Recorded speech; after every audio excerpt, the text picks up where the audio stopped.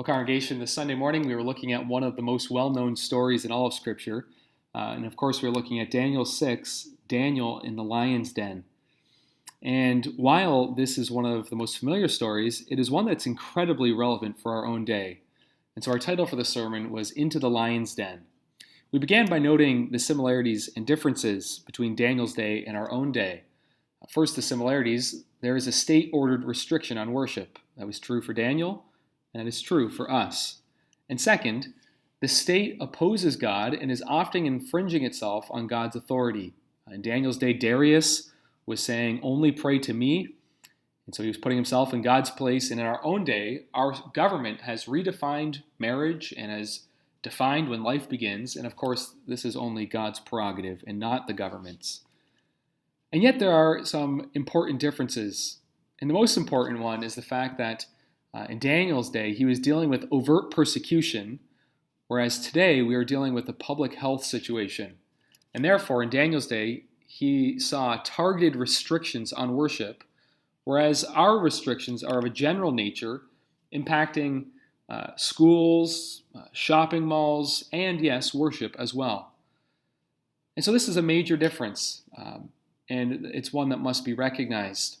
But I think the difficulty for us is the question, what is the true extent of the public health crisis? And given the fact that we are limited to the sources we believe, it's only time that will tell, and time will reveal what was the true extent of the public health crisis. But for now, God has given us principles in His Word that guide us. And so I want to look at 7 principles that we must bear in mind at all times, but especially today. And so first, God has authority over His worship. God has not delegated His worship to the state. God Himself has authority over His worship, and He has entrusted that to His office bearers. And second, God's worship is important. It is an essential service.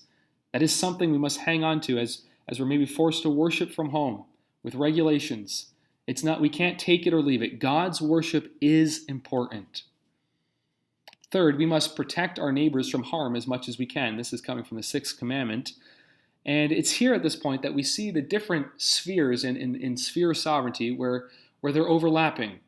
So for example, we as a church rightly submit ourselves to fire code regulations put on us by the government. And we do that for the health and safety of ourselves and our neighbors. Now, can our government overdo this and abuse their authority?